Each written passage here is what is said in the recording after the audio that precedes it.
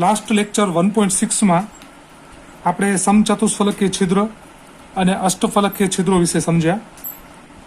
ત્યારબાદ હવેનું જે લેક્ચર છે 1.7 એમાં આપણે બોર્ડનમાં આ પ્રશ્નો કઈ રીતે પૂછાય છે, નીટમાં, JEEમાં અને ગુજકેટમાં અને બોર્ડમાં આ પ્રશ્નો કઈ રીતે પૂછાય છે એના થોડાક મહાવરાનો અભ્યાસ કરશું.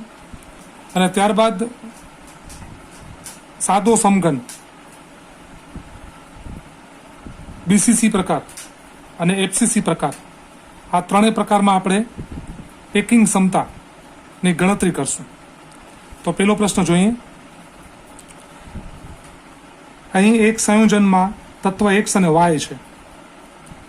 સંયોજન ગમે તે હોઈ શકે, જેમાં આ જે સંયોજનમાં બે તત્વોનું બનેલું છે X અને Y, જેમ કે Na અને Cl. જેમાં જે X તત્વ છે એ સમઘનના ખૂણા પર છે. હવે આપણને એમાં ચોખ્ખી વાત કરી છે કે સમઘનના ખૂણા ઉપર આપણે કીધું છે કે X તત્વ આવેલું છે. હવે આપણે જાણીએ છીએ કે ખૂણાની રચના, તો એક સમઘનમાં 8 ખૂણા હોય છે.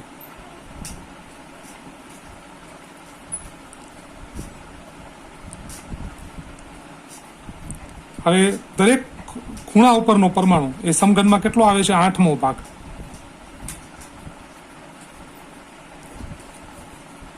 તો અહીં કને જે X પરમાણુ છે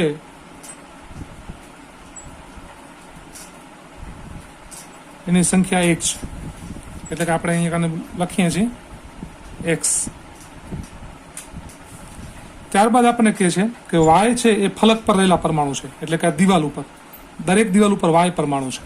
તો આપણે જાણીએ છીએ કે 6 દિવાલો છે, Y પરમાણુ દરેક દિવાલ ઉપર છે. તો Y પરમાણુ માટે આપણે દિવાલમાં કેટલો ભાગ આવે? એક દિવાલનો અડધો ભાગ અંદર આવે, તો એવી 6 દિવાલો છે. એનો મતલબ કે Y પરમાણુ આપણી પાસે કેટલા છે? 3. તો આપણું જે સૂત્ર બને છે અહીં કને XY3. તો આપણું જે સંયોજન છે એ XY3 હશે. એટલે કે સમજો કે X તરીકે એલ્યુમિનિયમ હોય તો 3 એવી રીતે ક્લોરીન પરમાણુ, આ રીતે LCl3. આ ગમે તે હોઈ શકે. આપણું સંયોજન જે X અને Y ના સંદર્ભમાં પૂછ્યું છે તો XY3 થશે. ચાલો આપણે બીજો પ્રશ્ન જોઈએ. બીજો પ્રશ્ન, એક પદાર્થની સ્ફટિક રચનામાં સોડિયમ પરમાણુ એ સ્ફટિક ઘનના પ્રત્યેક ખૂણા ઉપર છે. હવે આપણે પહેલા જ કહી દીધું છે કે અહીં જે સોડિયમ પરમાણુ છે એ દરેક ખૂણા ઉપર છે. તો આપણે ખબર છે કે 8 ખૂણા છે. ખૂણાનો કેટલામો ભાગ અંદર આવે? 8મો ભાગ. તો અહીં સોડિયમ પરમાણુ એક જ હશે એક સમઘનમાં. ઓક્સિજન પરમાણુ પ્રત્યેક ધારી ઉપર છે. હવે વાત કરી છે આપણને ઓક્સિજન પરમાણુ. ધારી કેટલી હોય? તો આપણે જાણીએ છીએ કે એક સમઘનમાં કુલ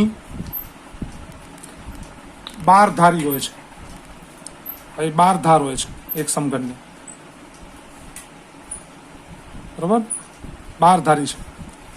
તો 12 ધારી, હવે ધારીનો આપણે અભ્યાસ કરી ગયા કે ધાર ઉપર જે પરમાણુ હોય તેનો સમઘનમાં કેટલો ભાગ જાય અંદર. તો આપણે અભ્યાસ આવ્યો હતો કે જે ધાર ઉપર જે પરમાણુ હોય એને કેટલા સમઘન સ્પર્શ કરતા હશે. તો આ અહીં જે ધાર છે દેખાય છે, આ ધારને એક આ સમઘન અહીંયા સ્પર્શ કરે, એક અહીં સ્પર્શ કરે અને એક અહીં, એટલે કે 4 સમઘન એને સ્પર્શ કરે.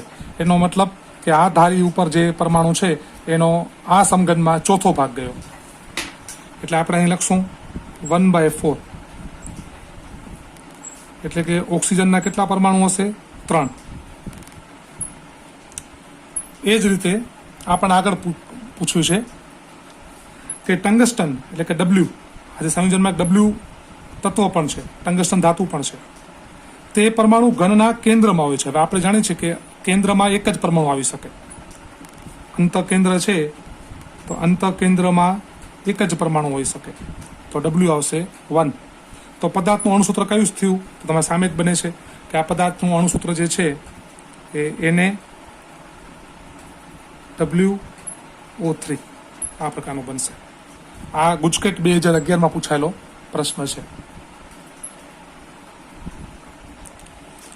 હવે નીટ 2017નો એક આ પ્રશ્ન છે એ આપણે જોઈએ.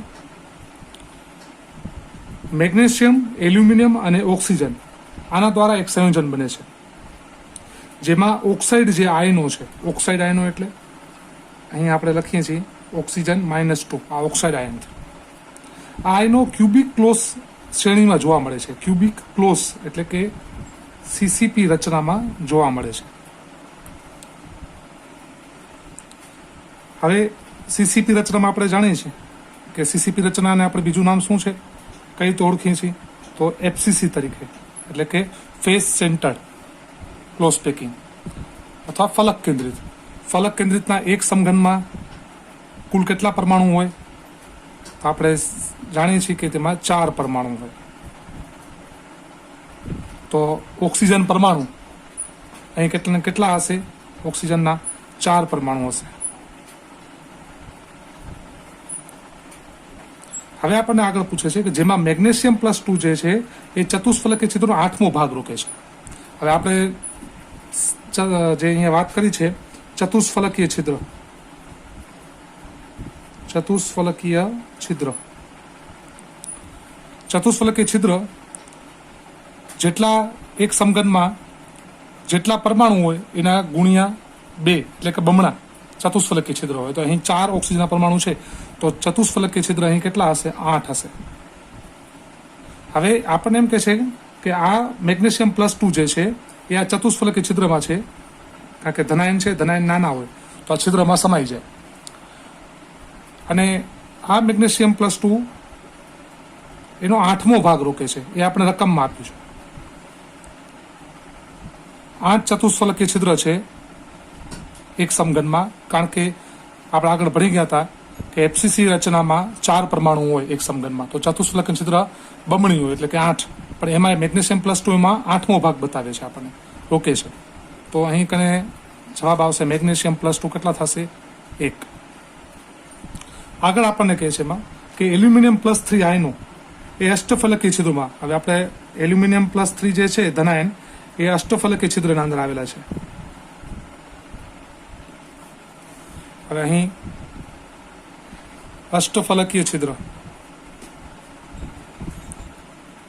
આ છિદ્રમાં એલ્યુમિનિયમ +3 ધનાયનો આવેલા છે. અષ્ટફલકીય છિદ્રો કેટલા હોય? તો જેટલા પરમાણુ હોય એટલા જ અષ્ટફલકીય છિદ્રો હોય, એ આપણે ભણી ગયા. તો અહીં કને 4 એફસીસી રચનામાં એક સમઘનમાં 4 પરમાણુ છે, તો તેમાં 4 અષ્ટફલકીય છિદ્ર હશે. પણ આપણે એમ કહે છે કે આ છિદ્રોનો 1/2 ભાગ જ રોકે છે, એટલે આપણે અહીં કને ગુણ્યા 1/2 ભાગ લઈએ છીએ. તો અહીં કને એલ્યુમિનિયમ +3 ના આપણે 2 ધનાયનો મળશે. તો આપણને કહે છે કે આ સંયોજન માટેનું સૂત્ર શોધો. તો સ્વાભાવિક છે, સૂત્ર શું તૈયાર થયું આપણી સામે?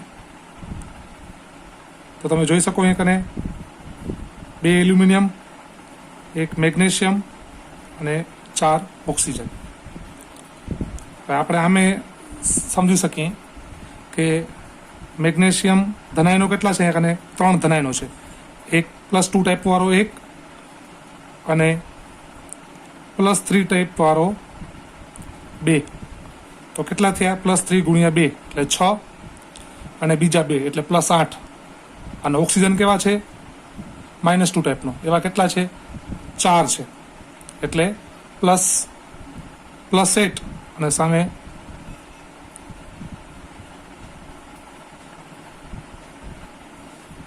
-8. તો આપણું સૂત્ર આ સાચું છે.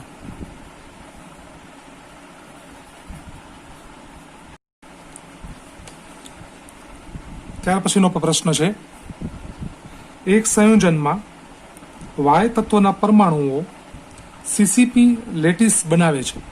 વાય તત્વના પરમાણુ સીસીપી લેટિસ.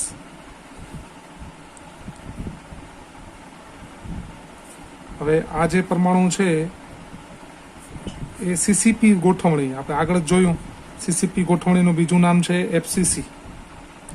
તો અહીં કને વાય પરમાણુ કેટલા હશે? આપણી પાસે 4 હશે. સીધો હિસાબ થઈ ગયો. એક સમઘનમાં એફસીસીમાં 4 પરમાણુ હોય તો અહીં સીસીપી કીધું છે એને મેં એફસીસી સમજાવ્યું છે.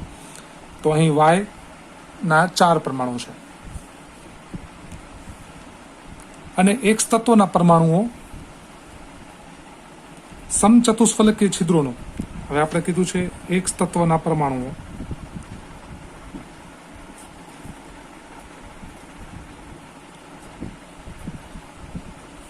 તો સમચતુષ્ફલકીય છિદ્ર ના અંદર એ આવેલા છે.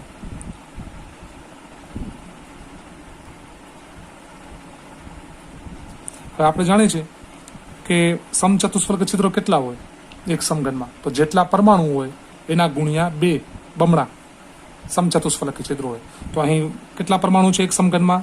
એફસીસીમાં 4. તો સમચતુષ્ફલકીય છિદ્રો કેટલા થશે? અહીં કને આજે આની સંખ્યા કેટલી થશે? એની બમણી, એટલે કે 8. તો એક તત્વના જે પરમાણુ છે એ 8 સમચતુષ્ફલકીય છિદ્રમાં, દરેક એક છિદ્રમાં એક પરમાણુ હોવો જોઈએ. પણ આપણને એમ કીધું છે કે જ્યાં એક તત્વના જે પરમાણુ છે એ આ છિદ્રોનો 2/3 ભાગ રોકે છે. 2/3 ભાગ એટલે આપણે આ રીતે બતાવશું. તો આપણું જે અહીં સૂત્ર થયું એ સૂત્ર અહીં જે બનશે એ કયા પ્રકારનું થશે? તો y4 અને x થશે 8 × 2 છેદમાં 3. આ 3 સામે જ હશે એટલે સૂત્ર બનશે આપણું y12 અને x થશે 16. તો y12 x16 ને આપણે કઈ રીતે બતાવી શકાય?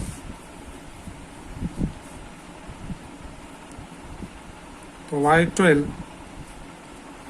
x16 અને બીજી કઈ રીતે લખી શકાય?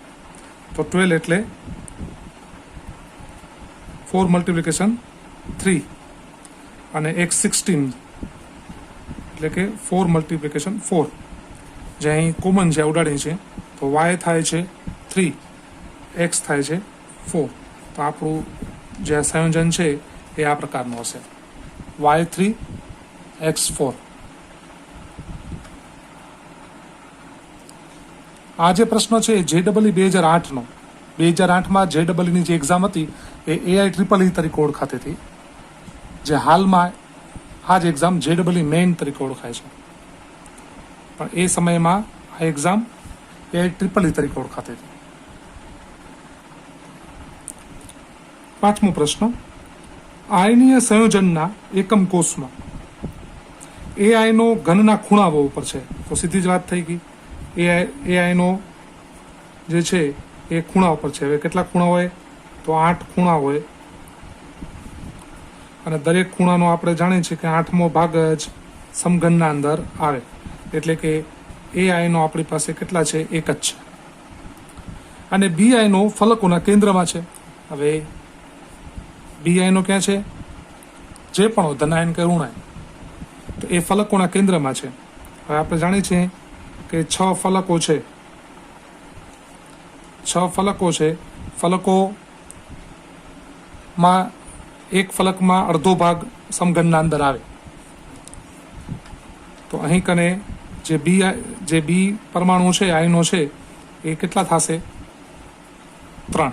તો આપણું જે સૂત્ર શું બન્યું અહીં કને? AB3.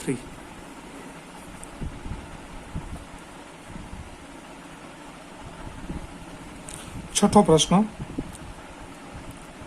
એક ઘનમાં x, y અને z આવા 3 પરમાણુ આવેલા છે, જેમાંથી x પરમાણુ ઘનના ખૂણા ઉપર. હવે તો તમે સમજી જ ગયા હશો કે ખૂણા ઉપર x પરમાણુ છે એટલે કે 8 ખૂણાનો કેટલામો ભાગ અંદર આવે સમઘનમાં? તો 8મો ભાગ અંદર આવે, એટલે કે x પરમાણુ આપણી પાસે કેટલા છે? 1 છે. y પરમાણુ અંત કેન્દ્રિત છે. અંત એટલે કે સમઘનના કેન્દ્રમાં, વચ્ચોવચ્ચ. તો એવા તો કેન્દ્ર કેટલું? એક જ હોય. તો y પરમાણુ અહીં કને પણ 1 છે. z પરમાણુ એ ફલક કેન્દ્રિત છે. હવે ફલક કેટલા હોય? તો આપણે આગળ હમણાં જ અભ્યાસ કર્યો કે 6 ફલક છે, દરેક ફલકનો અડધો જ ભાગ સમઘનના અંદર આવે તો ઝેડ પરમાણુ આપણી પાસે છે 3. તો અહીં જે સૂત્ર બન્યું એ આનું સૂત્ર શું થશે? X Y Z 3. આવું આપણું સૂત્ર અહીં કને બનશે. આપણું સંયોજન આપેલ રકમ પ્રમાણે આ પ્રકારનું થશે. હવે આ 7મો પ્રશ્ન આઈઆઈટી 2001 નો છે, જે હાલમાં આ જ એક્ઝામ એ JEE એડવાન્સ તરીકે ઓળખાય છે. એ સમયમાં આઈઆઈટી એક્ઝામ તરીકે ઓળખાતી હતી, જે AIEEE પછી લેવાતી. અત્યારમાં JEE મેઇન, એના પછી જે એડવાન્સ એક્ઝામ છે એ આ પ્રકારની એક્ઝામ ગણાય છે. હવે એમાં પૂછ્યું હતું આપણને કે AB ઘનમાં એક ઘન છે જેમાં A અને B નો A પ્રકારના અને B પ્રકારના પરમાણુનો બનેલો છે, જેમાં A પરમાણુઓ એ ફલક કેન્દ્રિત છે.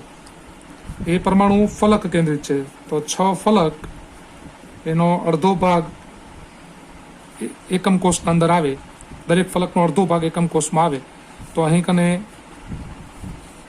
એના 6 ફલકના મળીને કુલ કેટલા પરમાણુ થશે? 3. અને B પરમાણુઓ બાજુની 8 ધારીઓ પર આવેલા છે. હવે આપણે અહીં ધારી જે આપેલી છે એ 8 આપેલી છે. હવે ધારી ઉપરનો આપણે જાણીએ છીએ કે કેટલો ભાગ અંદર આવે? એક ધારી ઉપરનો ચોથો ભાગ અંદર આવે. આપણને એવી 8 ધારી કીધી છે કે 8 ધારીઓ ઉપર B પરમાણુ આવેલા છે. ધારી ઉપરનો ચોથો ભાગ આગળના દાખલામાં પણ આપણે જોયું હતું અને લેક્ચર 1.6 માં પણ સમજ્યા હતા. તો એમાં ચોથો ભાગ આપણે આવશે અહીં કને, તો B પરમાણુ થશે અહીં કને 2. એટલે આપણું જે સૂત્ર બનશે અહીં કને એ થશે A3B2.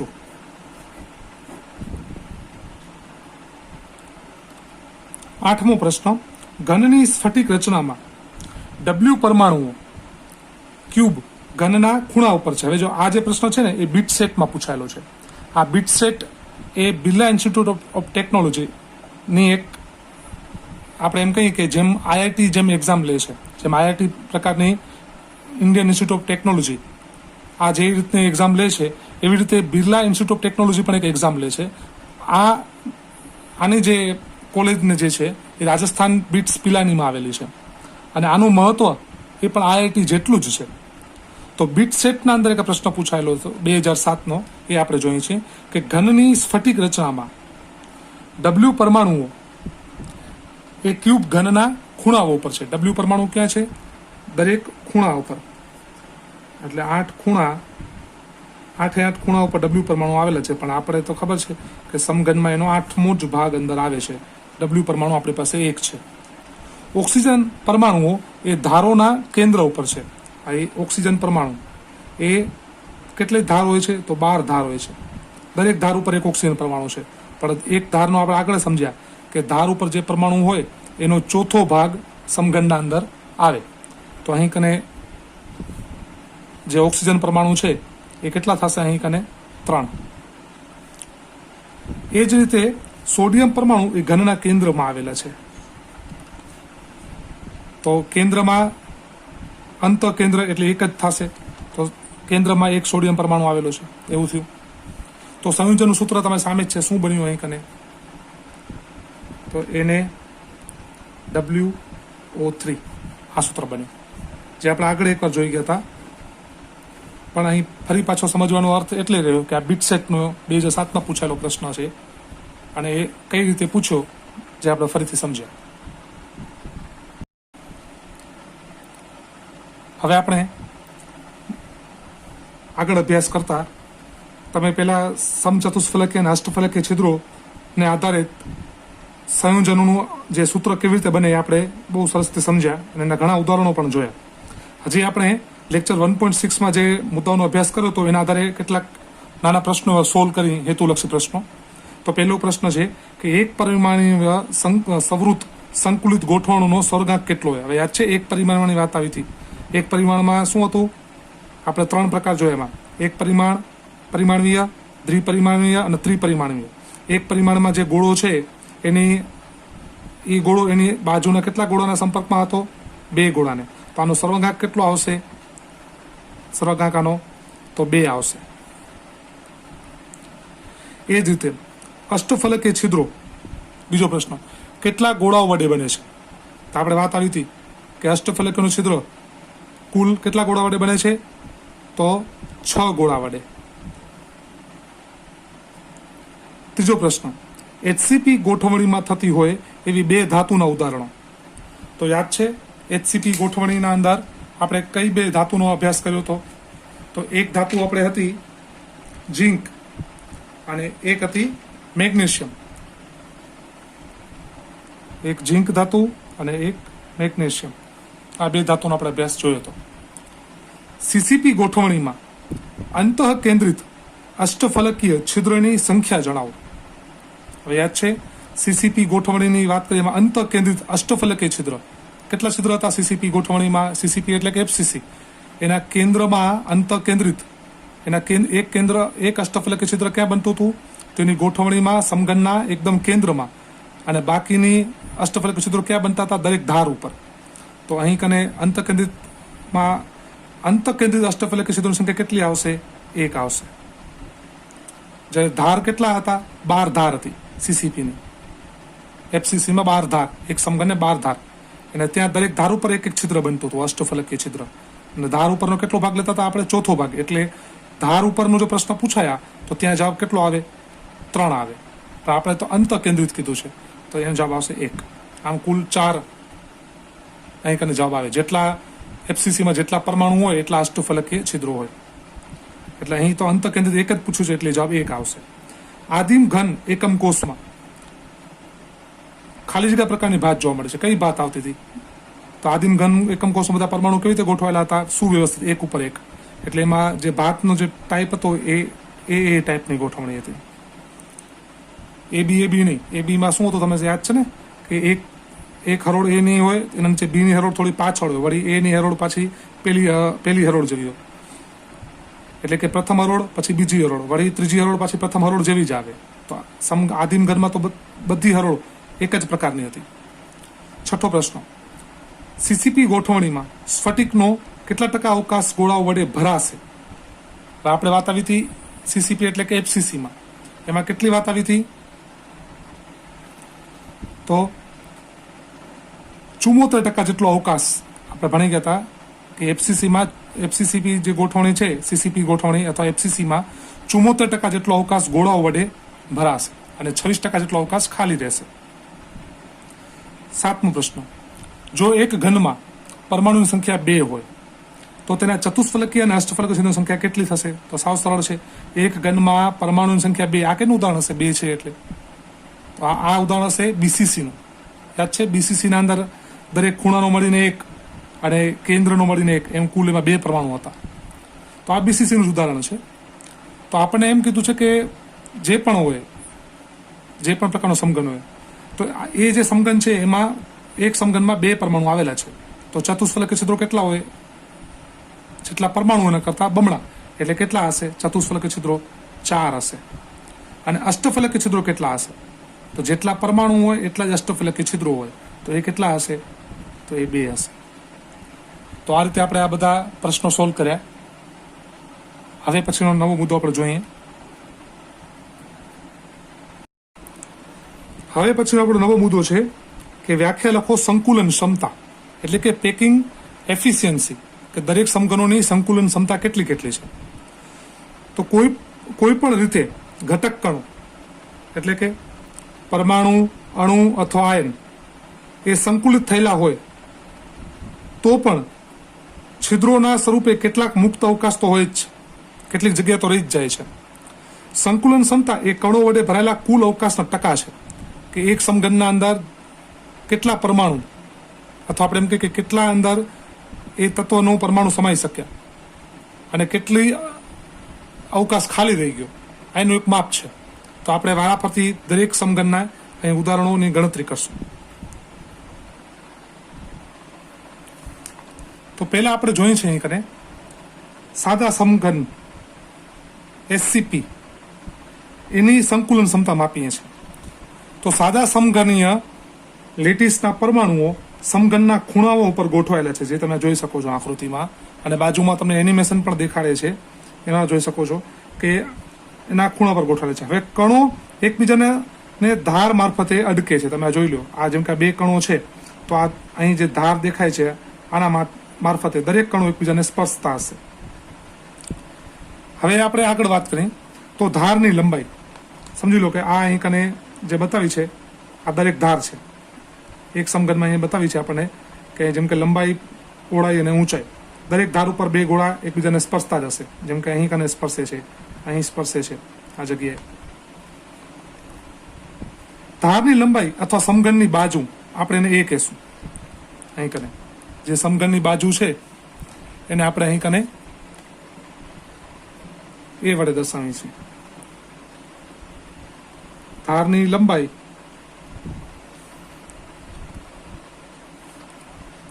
અથવા જે સમઘનની બાજુ છે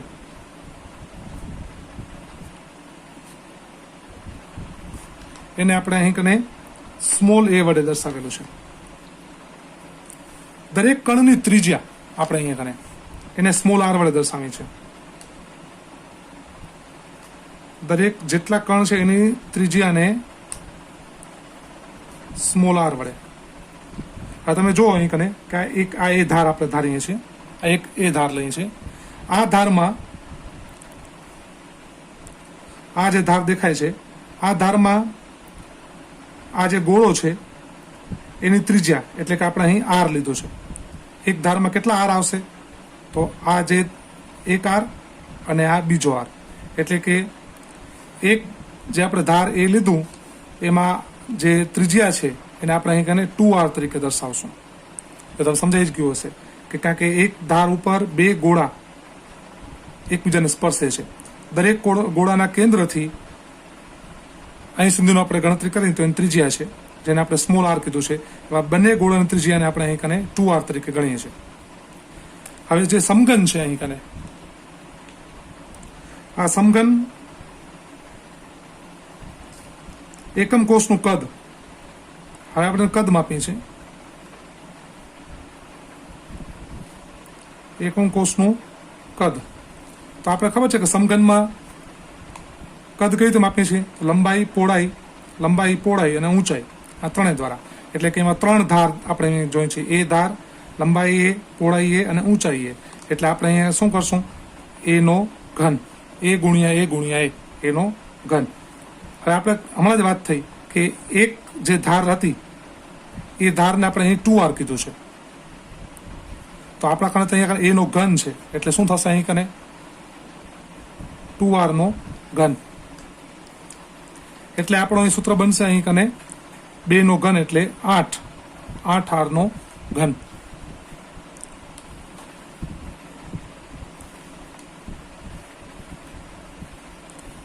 સાદા સમઘનીય એકમ કોષમાં એક જ પરમાણુ હોવાથી આપણે ખબર છે ને 8 એક ખૂણાનો મળીને એક પરમાણુ થાય છે.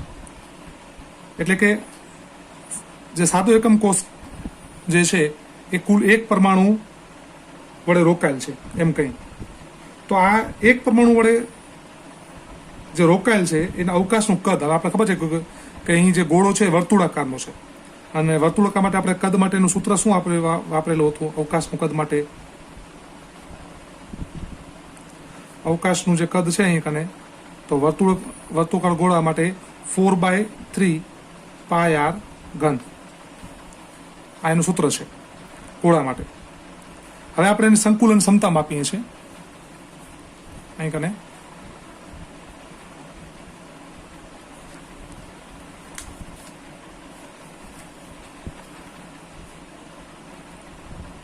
તો સંકુલન ક્ષમતા તો સૂત્ર શું થશે? તો એક પરમાણુનું કદ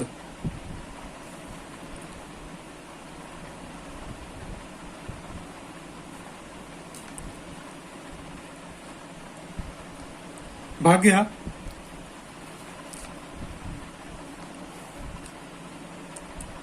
સમઘનના એકમ કોષનું કદ. આપણે જે સમજી કે સમઘન છે એના એકમ કોષનું કદ. એકમ કોષ એટલે આપણે ખબર છે ને આખો આપણે જે કોષ લીધો એનું કદ. આના સૂત્રને ગુણ્યા 100%ના આધારે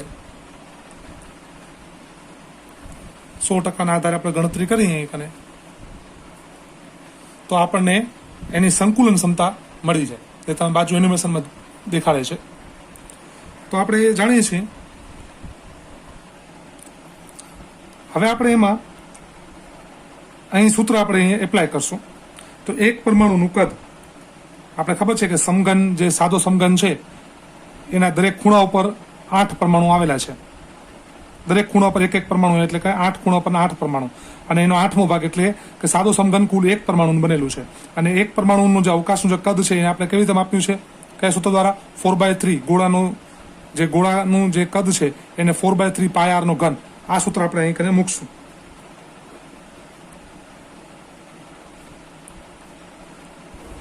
સમઘનના એકમ કોષનું કદ તો આપણે હમણાં આગળ જ જોયું કે સમઘનમાં લંબાઈ પહોળાઈ અને ઊંચાઈના આધારે એને એક એકમ કોષનું કદ કેટલું થતું હતું? 8r નો ઘન અને ગુણ્યા 100. તો આના આધારે અહીં કને આર ઘન ઉડી જશે. અહીં કને આ જે બતાવ્યું છે આપણને 4 દુ 8, તો સૂત્ર અહીંયા બનશે π/3 દુ 6 π/6 ગુણ્યા 100.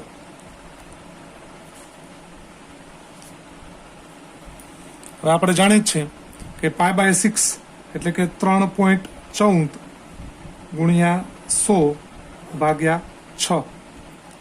તો આની તમે ગણતરી કરશો એટલે તમને જવાબ આવશે 52.36%. જે એક્યુરેસી આપણે લઈએ તો આ કેના બરાબર લેશું આપણે? તો 52 રાઉન્ડ ફિગર 52.40%.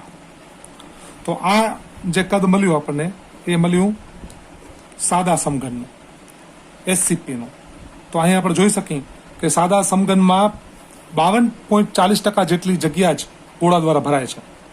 એટલે મોટા ભાગની 39% જેવી જગ્યા જે છે એ ખાલી રહી જાય છે. તો અહીં કને જગ્યા વધારે બગડે છે. તો અહીંયા આપણે એક પ્રશ્ન પૂરો કર્યો. હવે આપણે અહીં જે ગણતરી કરી એ એકવાર આપણે એનિમેશનમાં પણ જોઈ લઈએ. તો અહીં કને આપણે આ SCPની રચના બતાવી છે સાદા સમઘનની, જેની આપણે ગણતરી કરવાની છે કે એક સમઘનમાં જે ગોળો છે આપણે કહીએ છીએ કે સાદા સમઘનમાં એક ગોળાનો સમાવેશ થાય છે 8 ખૂણાનો મળીને. પણ ટકાવારીમાં આપણે કન્વર્ટ કરીએ તો કેટલા ટકા જગ્યા રોકે છે અંદર ગોળામાં, એની આ ગણતરીની આ એનિમેશન છે જે આપણે આગળ જોયું. તો અહીં બતાવેલ છે આપણને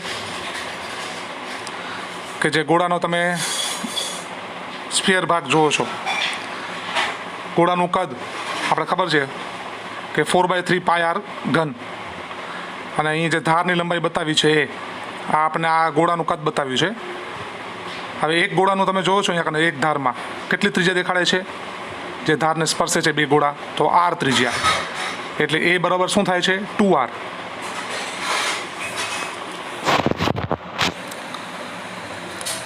અને આપણે ખબર છે કે સમઘનના અંદર લંબાઈ પહોળાઈ અને ઊંચાઈ એટલે એનો ઘન લેવો પડે. તો અહીં શું થશે? એ બરાબર 2r છે તો 2r નો ઘન એટલે કે 8r નો ઘન. હવે આપણે એની જે પેકિંગ ક્ષમતા છે, જેને આપણે પેકિંગ એફિશિયન્સી કહીએ છીએ, એ માપીએ છીએ. તો આપણે જાણીએ છીએ કે એના માટે વોલ્યુમ ઓફ 1 એટમ એટલે કે આપણે જે કદ હતું અહીંયા કને આપણે ખબર છે કે સાદો સમઘન છે એટલે એમાં એક ગોળો આવે છે. તો એક ગોળાનું કદ જેને આપણે 4/3 πr ઘન કીધું છે ભાગ્યા એકમ કોષનું કુલ કદ. એકમ કોષનું કદને આપણે કેટલું લીધું છે? એનો ઘન. એનો ઘન કેટલો છે? 8r નો ઘન. હવે આની કિંમતોને આપણે ગુણ્યા 100ને ટકાવારીમાં ફેરવીએ છીએ, જેમાં r ઘન ઉડી જાય છે, 4 ને 8 ઉડી જાય છે, નીચે 2 બચે છે. એટલે નીચે થાય છે પાય ઉપર બચે છે ખાલી પાય ભાગ્યા 6 ગુણ્યા 100. પાય આપણે ખબર છે 3.14 છે, એને ગુણ્યા 100 વડે ગુણી અને 6 વડે ભાગશું એટલે આપણને ટકાવારી મળશે 52.36%. એટલે કે આપણે રાઉન્ડ ફિગર 52.40% જેટલી અહીંયા પેકિંગ ક્ષમતા આપણને મળે છે. આમ સાદા સમઘનમાં 100માંથી 52.40% બાદ કરીએ તો 47.6% જેટલો ભાગ હજી ખાલી રહી જાય છે. એટલે અડધા જેવો ભાગ આના અંદર ખાલી રહે છે. તો આ તમે એનિમેશનમાં જોયું. હવે આપણે BCC રચનાના અંદર પેકિંગ ક્ષમતા માપશું. BCC body centred. તો આપણે બોડી સેન્ટરમાં જાણીએ છીએ અંતઃ કેન્દ્રિત, કે જેના 8 ખૂણા ઉપરના 8 ગોળા ભેગા થઈ અને એક ગોળો અને કેન્દ્રમાં એક ગોળો એમ કરીને કુલ 2 ગોળા આના સમઘનના અંદર આવેલા હોય છે. તો હવે આ 2 ગોળા જે અંદર કદ રોકે છે એ કેટલું હોય છે એ આપણે માપીએ છીએ. હવે આપણે પેકિંગ ક્ષમતા માટે આપણા કને સૂત્ર હતું કે ભાઈ પેકિંગ ક્ષમતા નક્કી કરવી હોય તો એકમ કોષ જે આપણો છે આ એકમ કોષમાં કુલ કેટલા ગોળા આપણે જાણીએ છીએ કેટલા ગોળા છે બીસીસીમાં તો 2 ગોળા 2 ગોળા દ્વારા આ એકમ કોષ 2 ગોળાનું કદ આમાં સમાયેલું છે અને એને આપણે એકમ કોષના કુલ કદ વડે ભાગવાનું છે.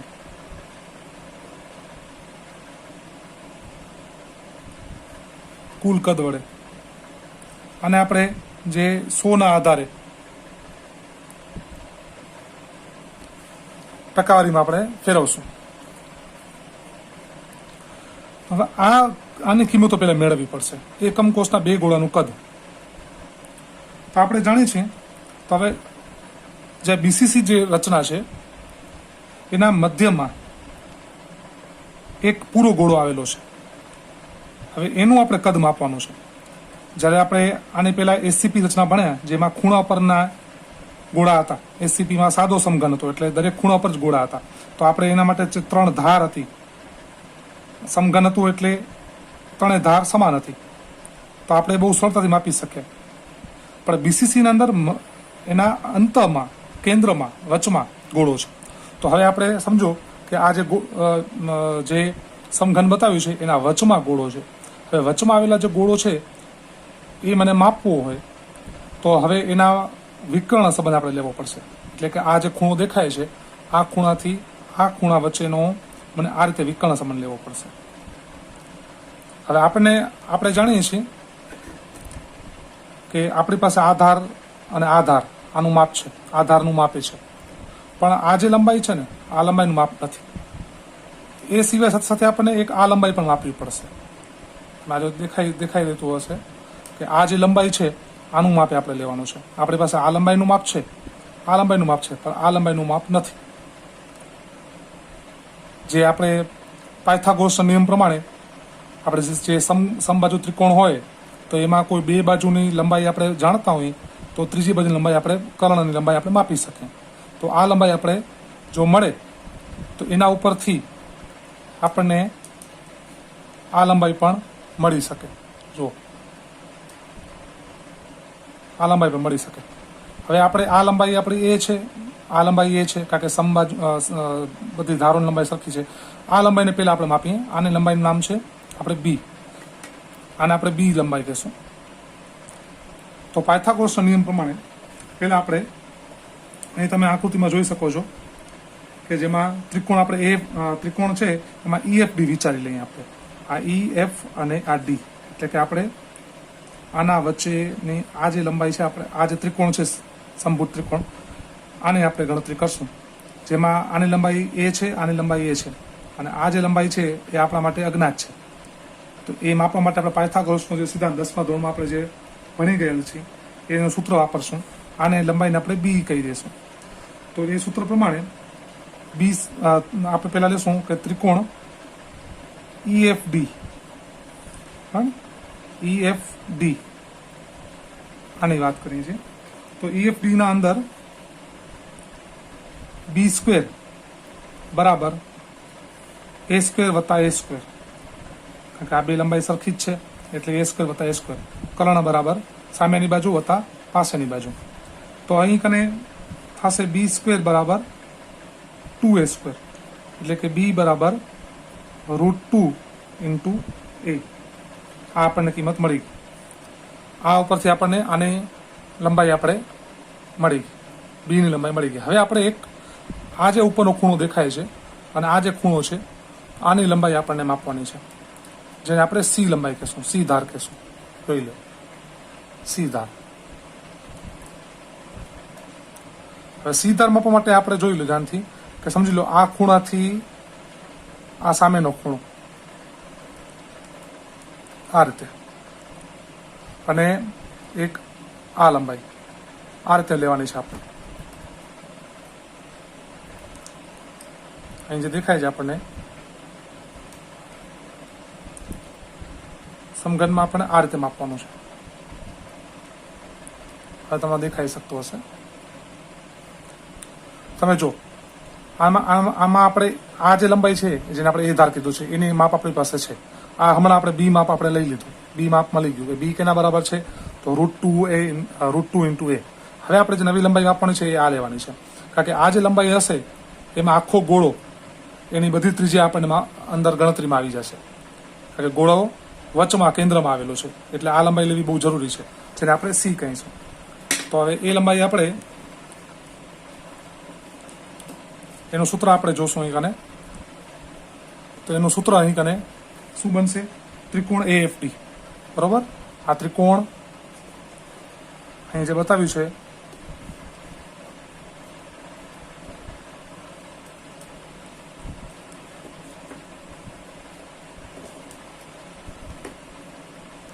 ત્રિકોણ A F અને D આ રીતે. બરાબર. ત્રિકોણ AFD જોઈ લો આ રીતે થશે. ત્રિકોણ AFD જે આ રીતે ત્રિકોણ A F અને આ D. હવે આ લંબાઈને આપણે અહીં કને આધારને એ કીધું છે, આધારને બી કહી દીધું છે જે આપણે મળી ગયું પાયથાગોરસ પ્રમાણે, અને આ ધાર આપણે સી કહેશું. હવે આપણે સી ધાર માપવા બેઠા છીએ. તો ત્રિકોણ AFD માં વળી પાછું પાયથાગોરસનું સૂત્ર વાપરશું કે બે સમભુજ ત્રિકોણ બને છે અહીં પણ. તો બે લંબાઈ જાણીત છે, ત્રીજી અજ્ઞાત છે આપણા માટે. તો ત્રીજીનું આપણે એક ગોતીએ છીએ જેને આપણે કર્ણ કહીશું. C² બરાબર A² વત્તા B². હવે આપણે ખબર છે કે B² કેના બરાબર હતું? 2A² બરાબર, એટલે 2A², એટલે અહીં થઈ ગયું 3A². આમ C² બરાબર 3A². હવે C બરાબર √3 ઇન્ટુ A. આ આપણને જે સી ધાર હતી એની લંબાઈ આપણને મળી ગઈ. આની લંબાઈ આપણને અહીં મળી ગઈ છે. બરાબર, આની લંબાઈ મળી ગઈ. હવે આના ઉપરથી અંતવિકર્ણ એટલે આપણે ખબર છે ને જે ગોળો છે આ અંતવિકર્ણ કીધું છે આપણે. અહીં વચમાં મધ્યમાં આવેલો જે ગોળો છે વિકર્ણ સંબંધ. આ વિકર્ણ સંબંધની લંબાઈમાં તમે અહીંયા વચમાં જે ગોળો આવેલો છે એ વચમાં જે ગોળો આવેલો છે એની કેટલી આર સમાશે આ વચમાં આવેલા ગોળાની? તો આ ખૂણા પરનો ગોળો એની સ્મોલ આર. વચ્ચે આવેલા ગોળો છે એમાં 2 આર, 2 ત્રિજ્યા ગણશું, અને આ ખૂણાના ગોળાનો 1 ત્રિજ્યા અને એક ઉપરના ખૂણાનો 1 ત્રિજ્યા. એટલે કુલ જે અંતવિકર્ણમાં જે ગોળો છે એમાં જે સી ની જે લંબાઈ છે એ 4R છે. આ તમે સમજ્યા હશો.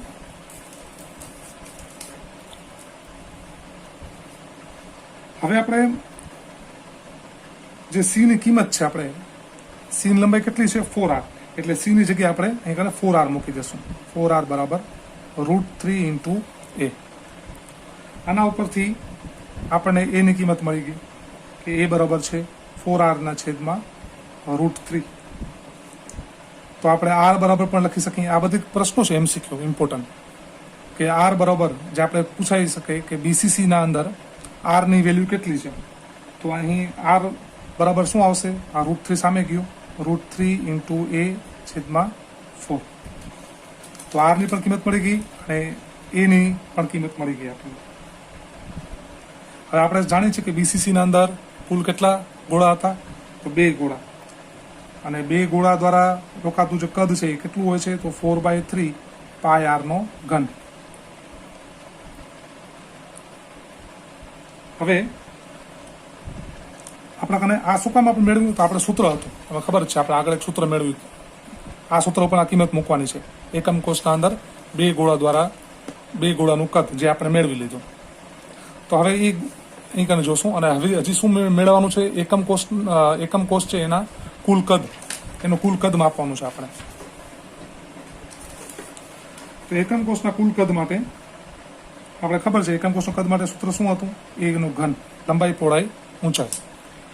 એનો ઘન બરાબર શું થશે અહીંયા કને?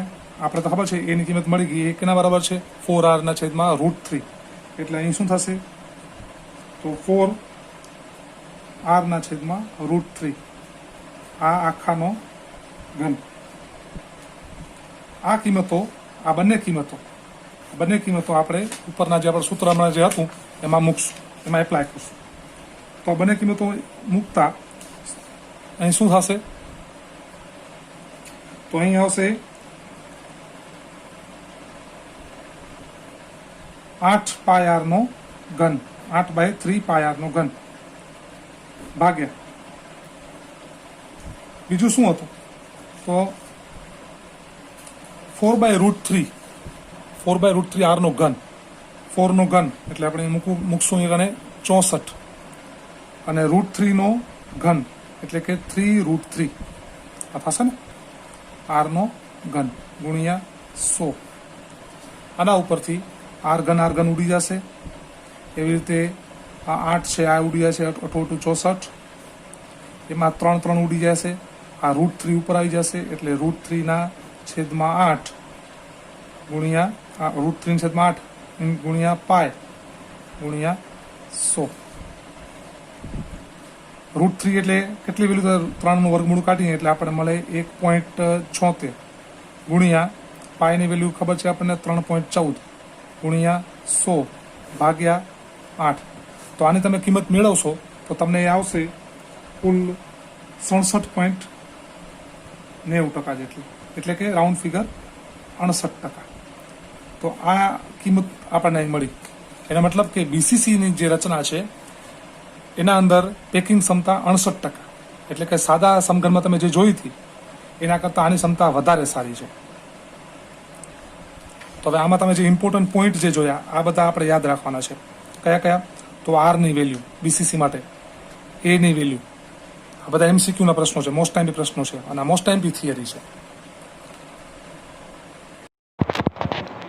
હવે આપણે આ બીજું એનિમેશન જે હમણાં આપણે ગણતરી જે કરી કે બોડી સેન્ટર એટલે કે બીસીસી કેન્દ્રિત અંતઃ કેન્દ્રિત એકમ કોષ, એની ગણતરી આપણે એનિમેશનમાં એકવાર જોઈ લઈએ.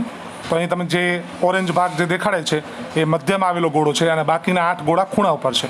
હવે એની ગણતરીમાં આપણે આ જ વાત થતી હતી કે તેમાં જે મધ્યમાં આવેલો ગોળો છે એટલે આપણે જે એ ખૂણાથી કરી, જ્યાં એ કેપિટલ એ લખ્યું છે એ ગોળાથી કરી અને સામેની બાજુ જે છે એફ ગોળો એના વચ્ચેનું આપણે લંબાઈ લેવાની છે, જેને આપણે સી કીધી છે. હવે આ સીના અંદર આ લંબાઈમાં કેટલા આર આવે છે? જેમાં ઓમાં કેમ એ ધારમાં 2r આવતું, તો સીમાં કેટલા આર આવે છે? એક ખૂણા પરના 2 ગોળાનો અડધો આર અને વચ્ચેનો ગોળો છે એને 2r, એટલે ટોટલ સી બરાબર થાય છે 4r, જેને આપણે એફ કીધું છે. અને જે બી ધાર છે બરાબર, એ પણ આપણે માપી હમણાં, કે જેમાં આપણે EFD કરીને માપ્યું હતું કે EFDમાં આપણને જે પાયથાગોરસનો નિયમ લગાડ્યો હતો કે જેમાં EF બરાબર એ છે અને ED બરાબર પણ એ છે. એટલે આપણે પાયથાગોરસ પ્રમેયનું સૂત્ર લગાડ્યું હતું અહીં કે સમબાજુ ત્રિકોણમાં 2 બાજુની આપણે લંબાઈ જાણતા હોય તો ત્રીજી બાજુની અજ્ઞાતની લંબાઈ આપણે મેળવી શકીએ. તો અહીં B² બરાબર A² વત્તા A² એટલે કે 2A², માટે B બરાબર √2 × A. હવે આપણે AFDમાં તમે જોઈ શકો અહીં કને AFDના અંદર 4r છે, સી આપણે જેને સી લંબાઈ કીધી 4r. હવે આપણે ખબર છે B બરાબર √2A, તો AFD બરાબર જો ધ્યાનથી AFD.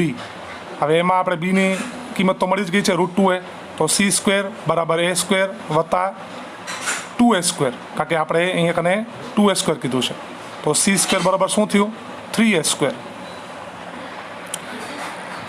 તો એફ અહીંયા જે બતાવ્યું છે આપણને FD બરાબર B² આપણે 2A² મળી ગયું હતું ને, તો C બરાબર શું મળ્યું? √3A.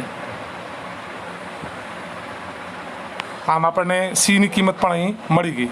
હવે B અને Cની કિંમત મળી જાય, આપણે એ જાણીએ છીએ કે C બરાબર 4r હતું, તો આપણે જો એની કિંમત મૂકીએ તો એ બરાબર શું થાય?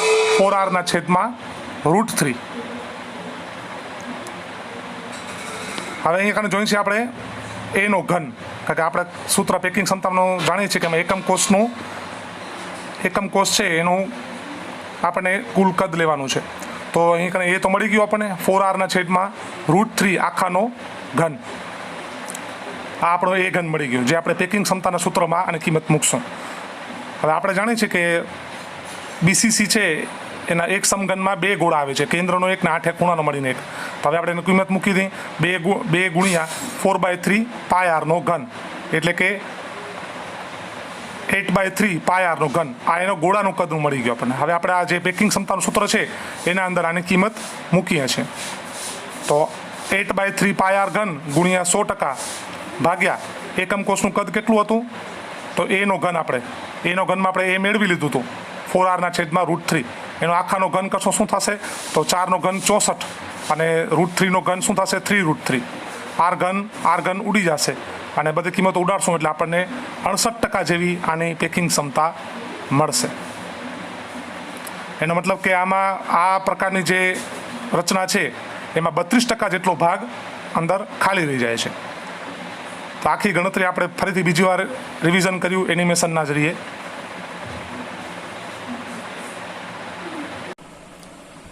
હવેનો આપણો પ્રશ્ન છે ત્રીજો, પેકિંગ ક્ષમતા HCPની અને CCP. હવે યાદ છે ને કે CCP રચનાને આપણે બીજી રીતે કઈ રીતે ઓળખીએ છીએ, તો FCC તરીકે પણ આપણે ઓળખીએ છીએ, એટલે કે ફલક કેન્દ્રિત વાળું, ફેસ સેન્ટર, આ તરીકે પણ આપણે ઓળખીએ છીએ. તો હવે આની પેકિંગ ક્ષમતા જોઈએ છે કે કેટલી સારી હોય. તો આપણે ખબર છે કે FCCના અંદર શું હતું ડિફરન્સ, શું ફરક પડતો હતો, તો ખૂણા ઉપરનો મળીને એક ગોળો તો હતો જ, એક ગોળો ખૂણા ઉપર મળીને હતો. બીજું કે એની દરેક દિવાલો ઉપર એક ગોળો હતો, એટલે કે કેટલી દિવાલો, એક સમઘનને 6 દિવાલ, તો એને દિવાલમાં કેટલો ભાગ અંદર ગણાય, સમઘનમાં અડધો, એટલે 6 ગુણ્યા 1/2, એટલે કે 3 ગોળા એના દિવાલો તરફથી મળતા હતા. આમ કુલ FCC રચનામાં 4 ગોળાનો સમાવેશ થતો હતો. તો હવે આની પેકિંગ ક્ષમતા જોઈએ છે કે આના અંદર એક સમઘનમાં આપણે ટકાવારીમાં કન્વર્ટ કરીએ છીએ, કેટલી ગોળો, કેટલા આ સમઘન છે, કેટલા ગોળા દ્વારા અથવા એના અવકાશ દ્વારા રોકાયેલું કદ કેટલા ટકા છે. તો આપણે પેકિંગ ક્ષમતા માપવા માટે સૂત્ર આપણે હતું કે એકમ કોષમાં ગોળાની સંખ્યા, એક આપણે આ જોવી પડશે. તો એ આપણે તો ખબર છે કે 4 એકમ જે FCC છે એમાં એક એકમ કોષમાં 4 ગોળા હોય. હવે એના દ્વારા રોકાયેલું કદ એટલે કે ગુણ્યા 4/3 πr ઘન ગુણ્યા 100% ભાગ્યા એકમ કોષનું કુલ કદ. હવે આ આપણને અહીંયા ગોતવાનું છે, એકમ કોષનું કુલ કદ. તો તમે જો આ એકમ કોષ, હવે આપણે ખબર છે કે આ વખતે શું છે, BCCમાં વચમાં ગોળો હતો, આ વખતે FCCમાં દિવાલ ઉપર ગોળો છે, એટલે આપણે કોઈ પણ એક દિવાલ ઉપર જે ગોળો છે ત્યાં કનો આપણે ક્ષેત્રફળ માપશું. તો એના માટે આપણે શું લેશું, પાછું પાયથાગોરસનો નિયમ, કે દિવાલ ઉપર મધ્યમાં દિવાલના કેન્દ્રમાં જ ગોળો છે. તો કોઈ પણ એક સાઈડના જ્યાં 2 ખૂણા છે તમે જોઈ શકો છો, સમબાજુ ત્રિકોણ, પાયથાગોરસનો નિયમ લેશું આપણે કે આપણી પાસે આ જે ધાર છે એની લંબાઈને આપણે એ ધારી લીધી છે અને સમઘન છે એટલે આ ધારની લંબાઈ પણ એ જ છે. આ 2 ધારની લંબાઈ સરખી છે, પણ જે આ વિકર્ણ સંબંધ જે આપણે વાત આવી હતી એમ જેમ અહીં કને જે વાત કરી છે, જેની લંબાઈને આપણે B કીધું છે, એ આ 2 લંબાઈને સમાન નથી. આની લંબાઈ આપણે પાયથાગોરસના સૂત્ર પ્રમાણે ગોતવી પડશે. તો એના પ્રમાણે જે આપણું ત્રિકોણ ABC છે એના માટે શું થશે અહીં કને, તો અહીં બનશે આપણે સૂત્ર પાયથાગોરસ સૂત્ર નિયમ પ્રમાણે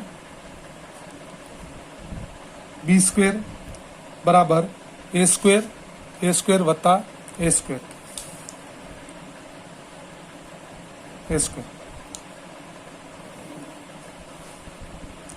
એટલે કે B² બરાબર 2A². આમ B બરાબર 2√2 × A. આપણને અહીંયા B ની લંબાઈ મળી ગઈ, પાયથાગોરસની મદદથી B ધારની લંબાઈ આપણે મળી ગઈ. હવે આપણે આને કન્વર્ટ કરીએ કે ભાઈ B બરાબર શું છે, આ B બરાબર કેટલા R થાય, કેટલી ત્રિજ્યા આવે, આ ધારની લંબાઈમાં ગોળાની કેટલી ત્રિજ્યા આવે છે. તમે જુઓ, ખૂણા પર ગોળાની એક R ત્રિજ્યા, આ જે વચમાં જે દિવાલ પર ગોળો છે એના 2 R, અને આ સાઈડનો ખૂણો છે એનો 1 R. આમ મળીને કુલ અહીં કને 4 R થાય છે. તો B બરાબર આપણે લખવું પડશે અહીં કને, B બરાબર થાય છે 4 R. તો આપણે B ની જગ્યાએ અહીં કને મૂકીએ છીએ 4R બરાબર √2 × A.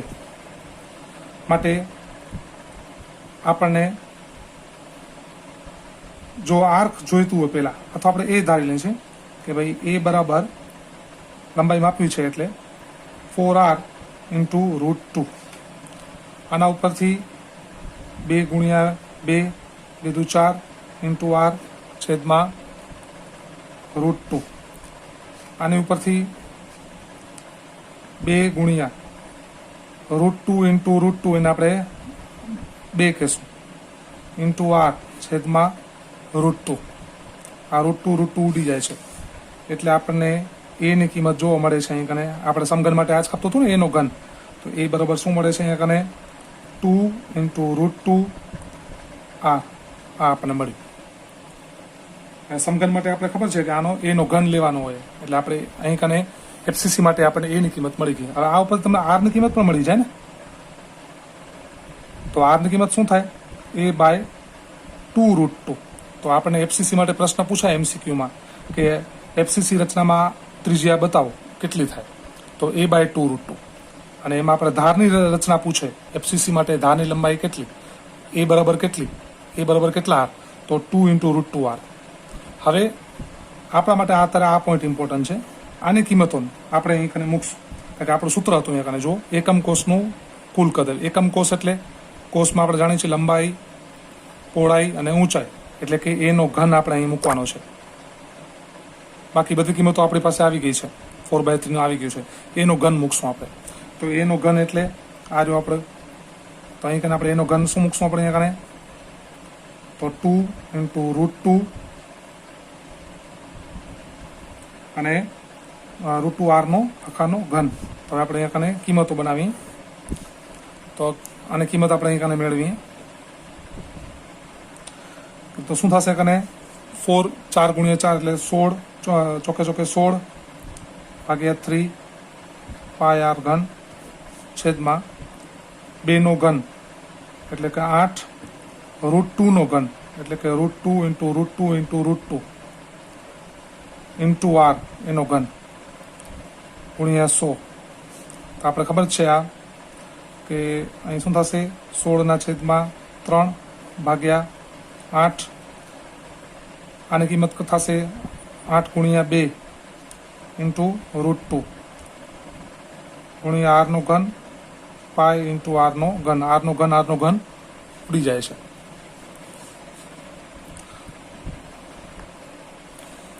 આમ અહીં શું થશે તો 16/3 8 દુ 16 ઇન્ટુ પાઈ ગુણ્યા 100 નીચે આવશે √2. આ 16 ઉડી જાય છે એટલે પાઈના છેદમાં 3 ઇન્ટુ √2 ગુણ્યા 100.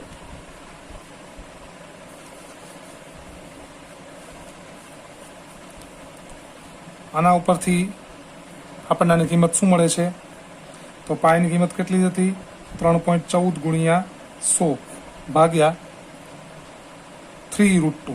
3 ગુણ્યા √2 ની કિંમત કેટલી થશે 1.41 એટલે કે 3.14 ગુણ્યા 100 ભાગ્યા 1.41 ગુણ્યા 3 એટલે થશે 4.23.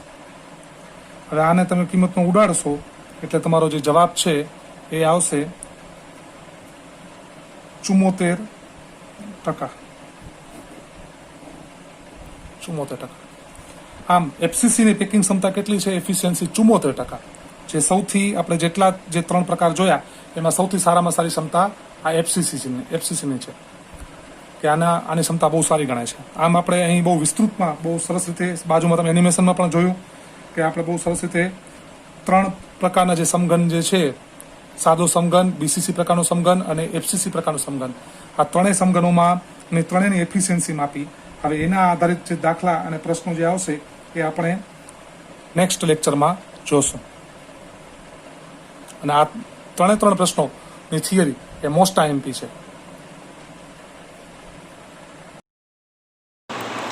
હવે આપણે જે એફસીસી રચના છે એનું એકવાર એનિમેશનમાં પેકિંગ ક્ષમતા જોઈ લઈએ. તો તમે જો તમારી સામે એનિમેશનમાં જોઈ શકો છો કે દરેક ખૂણા ઉપરનો એક ગોળો, એમાં 8 ગોળા ખૂણા ઉપર છે અને 6 જે દિવાલો છે સમઘનની, દરેક દિવાલના કેન્દ્રમાં એક ગોળો છે. આમ 6 દિવાલો છે તો 6 ગોળા દેખાય છે, પણ સમઘનમાં તો એનો અડધો જ ભાગ આવે છે. એટલે કુલ આ પ્રકારની રચનામાં કુલ ગોળા કેટલા આવે છે એફસીસીમાં? તો 4 ગોળાનો સમાવેશ થાય છે. હવે કોઈ પણ એક દિવાલનું ક્ષેત્રફળ આપણે જોઈ લઈએ તો તમે જુઓ અહીં કને કે આપણે કોઈ એક દિવાલ આપણે ધ્યાનમાં લીધી છે, જેમાં AD ધારની લંબાઈ A, DC ધારની લંબાઈ પણ A, કારણ કે સમઘન છે એટલે ધારોની લંબાઈ સરખી છે. પણ જે વિકર્ણ વચ્ચે આપણે જે લંબાઈ છે, જેને સ્મોલ b કીધું છે, આ લંબાઈ માપવી પડશે. આ લંબાઈ માપશું એટલે આપણને વચ્ચેનો ગોળો જે છે દિવાલનો એની ગણતરી અહીંયા જે ગણતરી છે મપાઈ જશે. તો પાયથાગોરસ સિદ્ધાંત પ્રમાણે આપણે જે સમબાજુ ત્રિકોણ છે એમાં બે બાજુની લંબાઈ જાણતા હોય તો ત્રીજી બાજુની અજ્ઞાતની જે લંબાઈ છે એ પણ મળી શકે.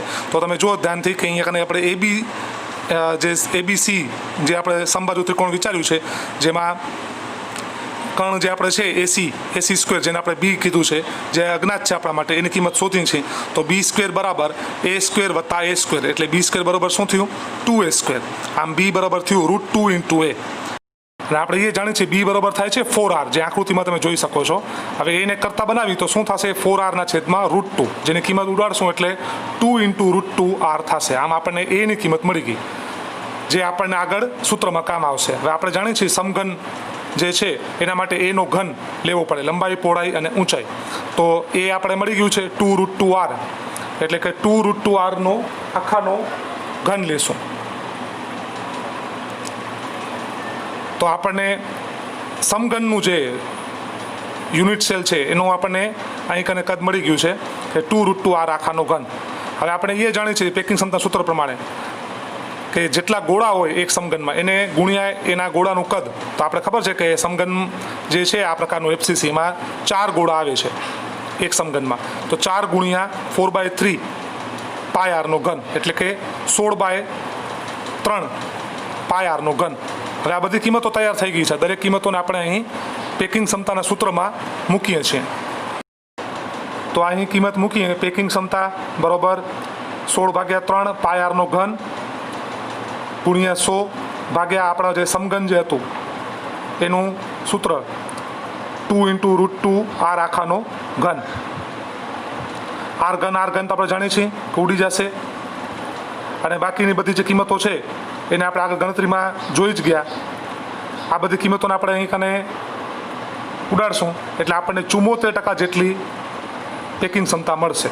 તો સૌથી સારામાં સારી પેકિંગ ક્ષમતા અત્યારે આ ત્રણેયમાં આમાં જોવા મળે છે, જેમાં 74% જેટલી પેકિંગ આવી જાય છે, જ્યારે 26% જેટલો ભાગ એમાં ખાલી રહે છે. આમ આપણે બોર્ડ માટેના આ 3 મોસ્ટ ટાઈમથી પ્રશ્નો આજે સોલ્વ કર્યા.